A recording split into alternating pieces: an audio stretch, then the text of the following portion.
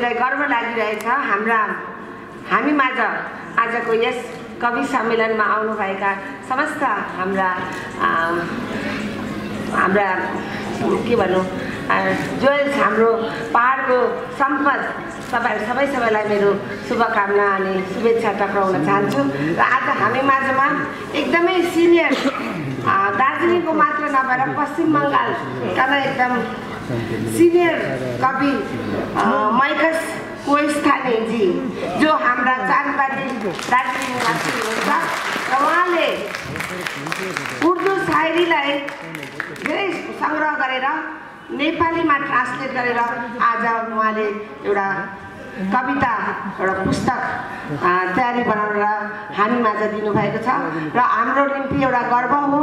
र आज म विशेष हाम्रा मुख्य अतिथि सम्माननीय हाम्रा मन्त्री गुलाम रब्बानीजी अनि सम्माननीय हाम्रा राज्यसभा सांसद नदिम जीलाई मञ्चमा आएर उहाँको यो पुस्तकलाई उर्दू शायरीलाई नेपालीमा ट्रान्सलेट गरेको यो पुस्तक छ, यो पुस्तकको लोकार्पण गरिदिन हुन म निवेदन टक्राउँदै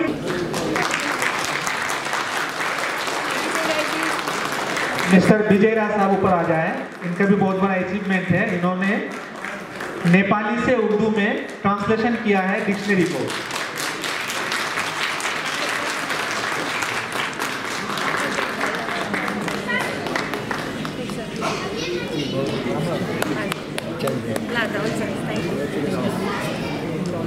गर्चे दिखाई देती है जन्नत पहाड़ पर, उठती कभी कभी है कयामत पहाड़ पर। गर्चे दिखाई देती है जन्नत पहाड़ पर, उठती कभी कभी है कयामत पहाड़ पर, उठती कभी कभी है कयामत पहाड़ पर। और ये शेर के रोशन हर एक सुबह है, रंगीन शाम है, रोशन हर एक सुबह है, रोशन हर एक सुबह है, रंगीन शाम है। देखा है मैंने जलवाए हैरत पहाड़ पर, देखा है मैंने जलवाए हैरत पहाड़ पर, आकर खुदा की देखिए कुदरत पहाड़ पर। और ये शेर के बर्फीली ऊंची चोटी से झरनों की रागनी, बर्फीली ऊंची चोटी से झरनों की रागनी, दिल को सुनाए नगमाए राहत पहाड़ पर, दिल को सुनाए नगमाए राहत पहाड़ पर। मिलती हर एक तरह की है नेमत पहाड़ पर। और कुछ लोग नीचे से ऊपर बहुत आते हैं, तो हर साल वादियों से खिंचे आते हो मियाँ, हर साल वादियों से खिंचे आते हो मियाँ। किससे हुई है तुमको मोहब्बत पहाड़ पर, किससे हुई है तुमको मोहब्बत पहाड़ पर। गर्चे दिखाई देती है जन्नत पहाड़ पर। और ये बिल्कुल हकीकी शेर मैं अपने मुताले की रोशनी में पेश कर रहा हूँ कि दुर्वेश सूफी संत के साधु ऋषि मुनि, दुर्वेश सूफी संत के साधु ऋषि मुनि, पाई सबों ने आके सादत पहाड़ पर, पाई सबों ने आके सादत पहाड़ पर, पाई सबों ने आके सादत पहाड़ पर। और जनाब कोहिस्तानी मैकस कोहिस्तानी के हवाले से कि मंजिल को पाना चल के नशीबो फराज से, ये शेर के मंजिल को पाना चल के नशीबो फराज से, खुलती है जिंदगी की हकीकत पहाड़ पर, खुलती है जिंदगी की हकीकत पहाड़ पर। आकर खुदा की देखिए कुदरत पहाड़ पर। और मक्ता बिलखुसूस तवज्जो चाहूँगा कि दिल कह रहा है दार्जिलिंग आके निसार, दिल कह रहा है दार्जिलिंग आके निसार। कश्मीर एक दूसरी ये जन्नत पहाड़ पर, कश्मीर एक दूसरी ये जन्नत पहाड़ पर। आकर खुदा की देखिए कुदरत पहाड़ पर, मिलती हर एक तरह की है नेमत पहाड़ पर। बहुत बहुत शुक्रिया आप लोगों के सुनने का। दार्जिलिंग हम लोग आए हैं, मैं तो उर्दू अकेडमी का वाइस चेयरमैन, क्योंकि चेयरपर्सन हैं हमारे माननीय मुख्यमंत्री ममता बनर्जी, वाइस चेयरमैन नदीमुल हक साहब हैं। इनका उर्दू अकेडमी का आज का डेट में, आज एजुकेशन डे है, आज के डेट में यहाँ उर्दू अकेडमी की तरफ से मल्टीलिंगुअल मुशायरा का प्रोग्राम क्या किया है, लिटरेरी एंड मल्टीलैंग्वेज। उसके लिए मैं आया हूँ और मौसम भी बड़ा अच्छा लग रहा है। कहाँ? क्वीन ऑफ हिल्स में, दार्जिलिंग में। और अभी कोई शायर ने बोल रहा था कि Darjeeling is the next place of heaven, next place heaven जिसको हम लोग कहते हैं कश्मीर को, और नेक्स्ट दार्जिलिंग है। इसलिए यहाँ बड़ा अच्छा लग रहा है। और ख़ासतौर से उर्दू अकेडमी के जो मेंबर्स हैं सारे लोग आए हुए हैं, वाइस चेयरमैन, उसके बाद उनका नोडल ऑफिसर, सारे लोग आए हुए हैं। सर इसके अलावा आपका ये जो दूसरा ऐसे कुछ प्रोग्राम नहीं, हम तो ऐसे ही इनका प्रोग्राम करके हम फिर निकल जाएंगे कर्सियों में। हम दार्जिलिंग फैमिली टूर में आए हैं और वो छठ पूजा ख़त्म हो गया, उसके बाद निकले हैं वहाँ से। और आने के बाद जो है आज इन लोगों का प्रोग्राम अटेंड किया और फिर कल कर्सी गाँव को मैं घर चले जाऊँगा। अच्छा, ये जो आपका अंडर में ये जो माइनॉरिटी बोर्ड है तो उसका जो डेवलपमेंट के बारे में हमको थोड़ा बता दीजिए। देखिए यहाँ 16 बोर्ड्स हैं जी, उनमें से माइनॉरिटी दफ्तर में आपका पहाड़िया माइनॉरिटीज़ का एक बोर्ड है, उसके कल मैं ऑफिस भी विजिट किया था, देखा अच्छा चल रहा है। और जो अभी हमारे मुख्यमंत्री माननीय मुख्यमंत्री ममता बनर्जी आई थी कर्सियंग में दार्जिलिंग के लिए स्पेशली, उन्होंने मैसेज देके किया है कुछ पैकेज के लिए और दार्जिलिंग को अच्छा करने के लिए। दार्जिलिंग स्वर्ग का एक टुकड़ा है, ये स्वर्ग हम लोग बाहर के लोग कैसे आप आके यहाँ पीसफुल्ली रह पाए और घूम करके अच्छा से जाएं, इसी के लिए हमारे माननीय ममता बनर्जी हमसे चाहती है। और दूसरी बात ये, अभी दार्जिलिंग का एटमॉस्फेयर बहुत ही अच्छा है और अच्छा भी लग रहा है हम लोगों को। सर मैं सुबह उठा, देख रहा था रास्ते में काफ़ी लोग जो है टूरिस्ट लोग आए हुए हैं, लेकिन कुछ दिन पहले थोड़ा सा डिस्टर्ब था, उसके लिए हम लोग काफ़ी दुखी भी हैं और आने वाला दिन में हम लोग डिस्टर्ब होने नहीं देने की कोशिश करेंगे।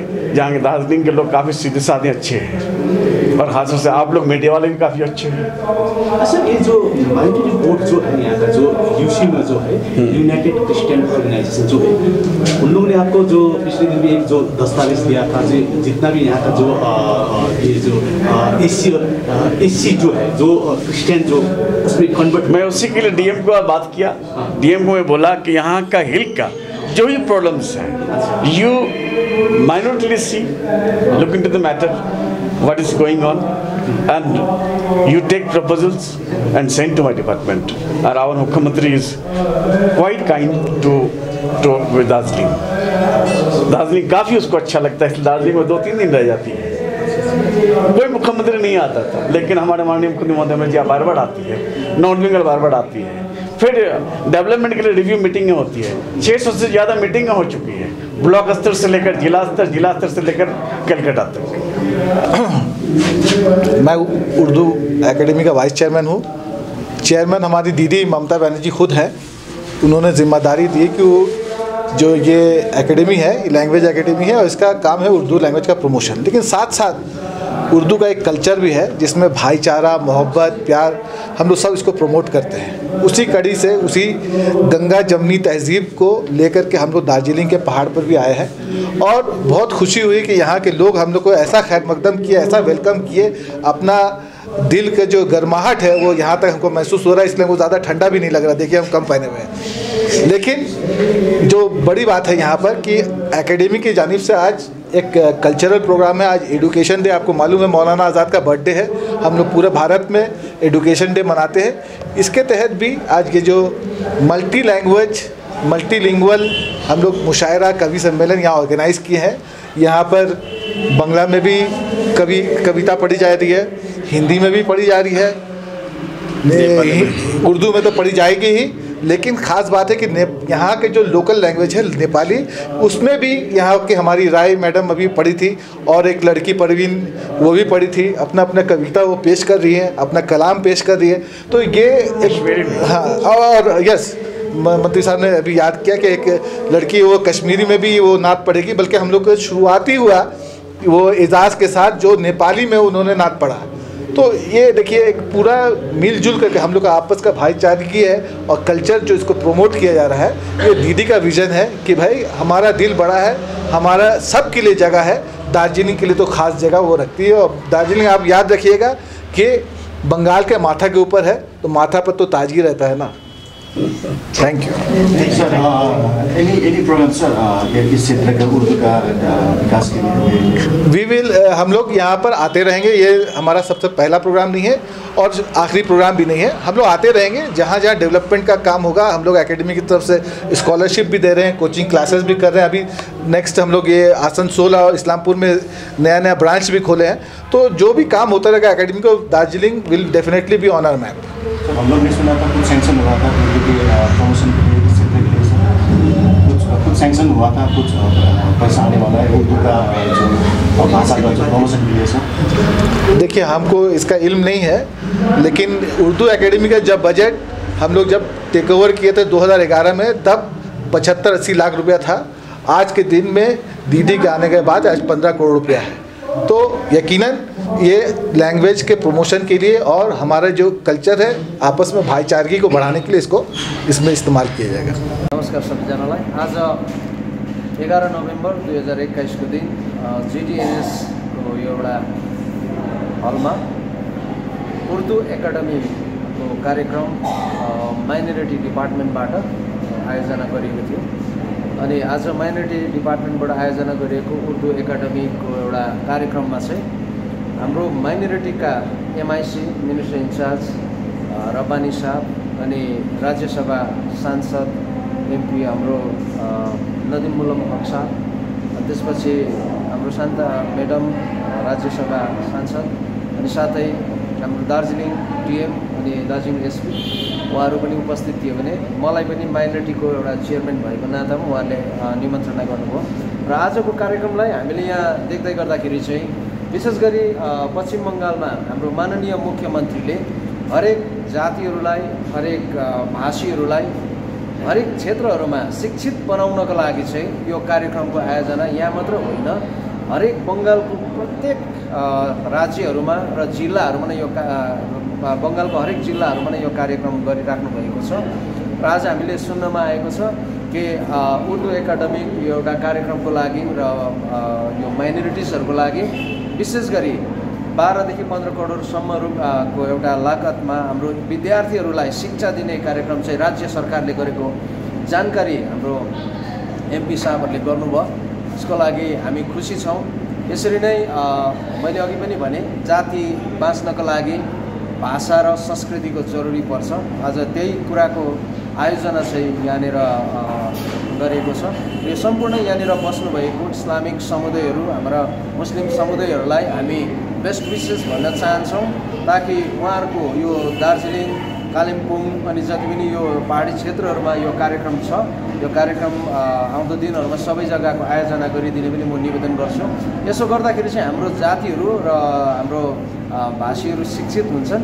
यसको लागि आज म पनि यहाँनिर उपस्थित छु। दिने कुराहरू भन्दा बढी पनि यहाँनिर शिक्षित बनाउने कुराहरूमा र हिजोको दिन हाम्रो माइनोरिटी मिनिस्टर माइनोरिटी बोर्डमा आएर 1 घण्टा जति बसेर हाम्रो सङ्गठनको व्यक्तित्वहरूसित पनि बातचित गरे र उहाँले दिने कुराहरू भन्दा पनि यति धेरै दिइराख्नु भएका कुराहरू छन्, तर कतिचोटि चाहिँ हामी खोज्ने व्यक्तिहरू अलिकति त्यसमा कमी कमजोरी छ।